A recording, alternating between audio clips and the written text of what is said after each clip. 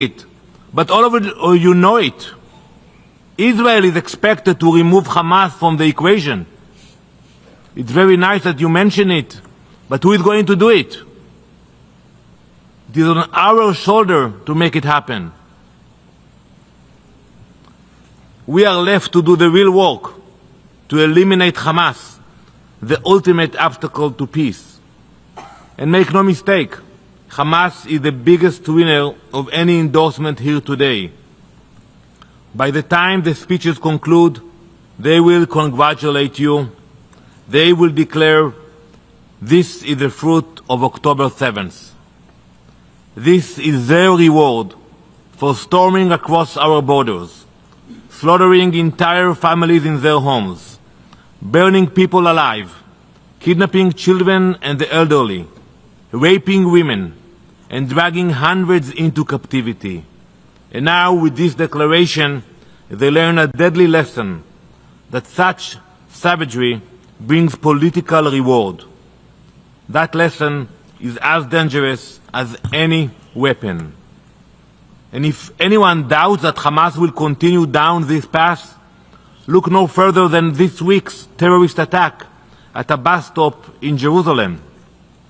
Innocent civilians gunned down as they waited for their morning commute.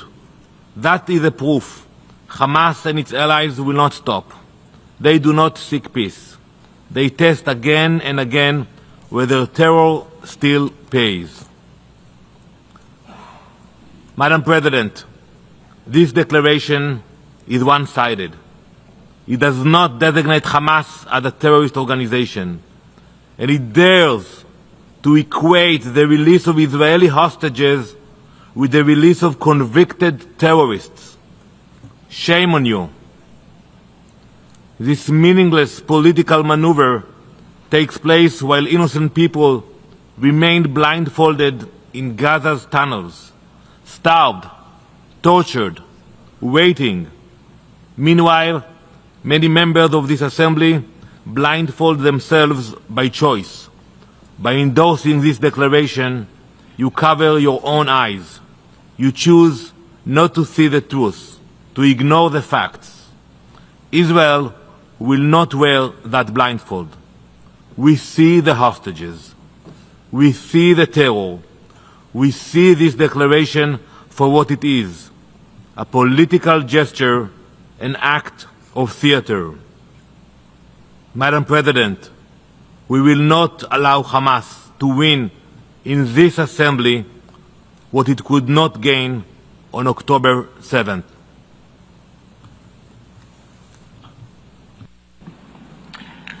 I thank the distinguished representative of Israel, and now I give the floor to the distinguished representative of the United States. Thank you, Madam President. Colleagues, U.S. opposition to this resolution should come as no surprise. The United States opposes the New York Declaration, as we oppose the high-level international conference for the peaceful settlement of the question of Palestine and the implementation of the two-state solution and the resolution that mandated it. GA action on the New York Declaration is yet another misguided and ill-timed publicity stunt that undermines serious diplomatic efforts to end the conflict. Make no mistake, this resolution is a gift to Hamas.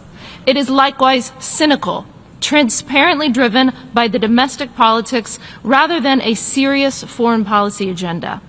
As Secretary Rubio has noted, progress in negotiations aimed at achieving a ceasefire over the summer collapsed when one of the states organizing the conference encouraged Hamas's intransigence by announcing its intention to recognize a conjectural Palestinian state.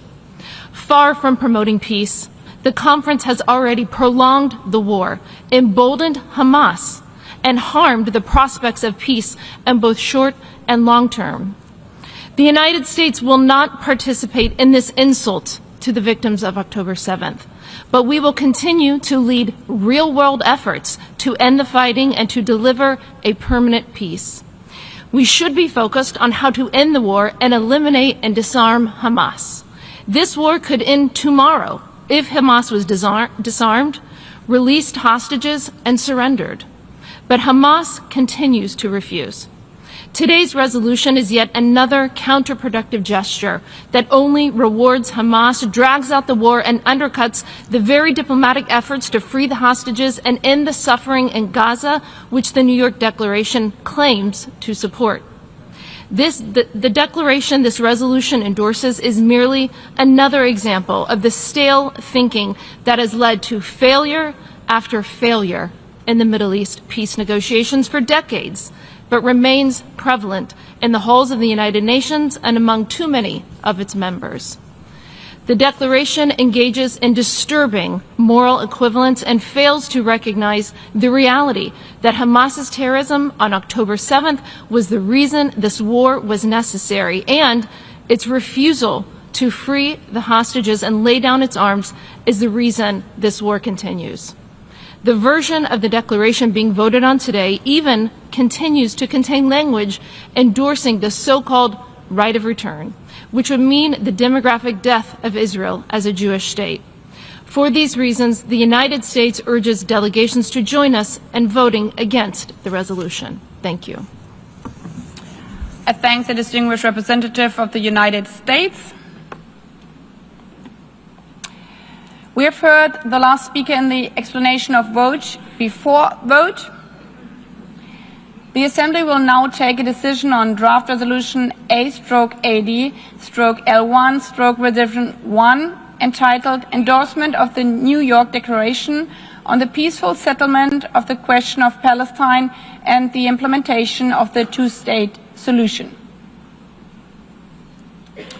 A recorded vote has been requested. We shall now begin the voting process.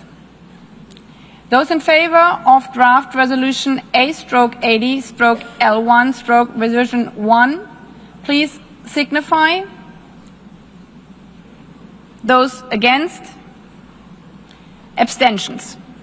The General Assembly is now voting on draft resolution A/AD/L1/Revision 1 entitled Endorsement of the New York Declaration on the Peaceful Settlement of the Question of Palestine and the Implementation of the Two-State Solutions.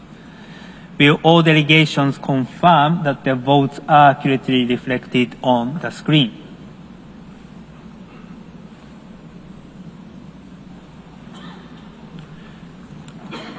The vote